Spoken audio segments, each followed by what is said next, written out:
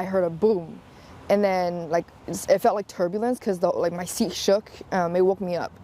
And then I opened my eyes, and the first thing I see is the oxygen mask that falls down on my face. And I look to the side and I hear, like, you know, the wind from outside blowing in. And then I was like, what is going on? And then of course I put on my face, like the oxygen mask, and I look over and there's a hole on the side of the plane. And in that moment, I'm just like, oh God, I'm gonna die. Everyone was like just looking around, like, what are we gonna do? People in front had like children that they were trying to help and put on like the oxygen mask for. In front of me, there was this grandma and her 2 grandkids, and she's trying to figure it out. She doesn't speak English, so she's trying to figure it out and see what's going on. In the moment, all I thought about was, what am I gonna do? Like, what am I gonna tell my parents? What if they don't watch the news and they don't see that, you know, this is what happened to their daughter? I just don't know how to react. This has never happened to me before. I've never had a fear of, you know, flying or anything like that. So for me to just wake up and just oxygen mask and this, my first thought was, what if we all like, that thing is gonna fall out? What if another piece falls out? And then we have to we get dropped on water or something, you know?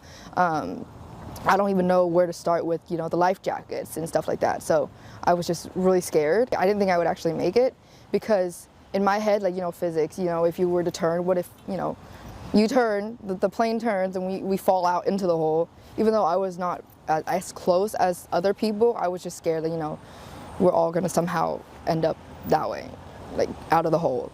I'm so scared to go on a plane.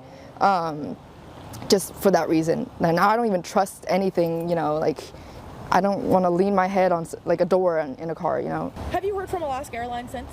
Yeah, they did call me, but my phone went straight to voicemail because it was an unknown number, and they were just saying like something about the flight and checking up to see if I'm okay, and something about like reimbursement, but they said they emailed me, but I haven't seen any emails. I'm grateful that they're willing to pay, but I feel like that is not enough.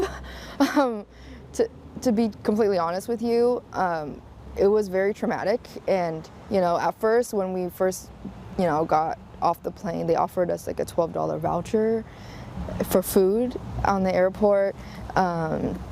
You know, so I don't want to sound greedy, but I feel like $1,500 is just not enough, you know, like considering injuries, like, you know, back pains, neck pains, or, you know, therapy.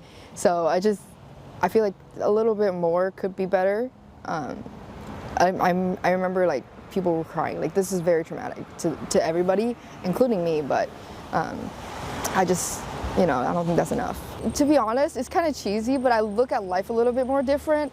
Before, I'm just like, oh, let's fly, and, you know, car accidents, whatever, airplanes, like I never thought it would happen to me. But now I'm just like, go tell somebody you love them. Like, you don't know when it's the last. It's just always so unexpected. I don't know how to think. I'm just like, I'm still shook to this day. Like, it doesn't feel like it's real. Even though I was literally sitting in the seat, it just doesn't feel like that it actually happened to me.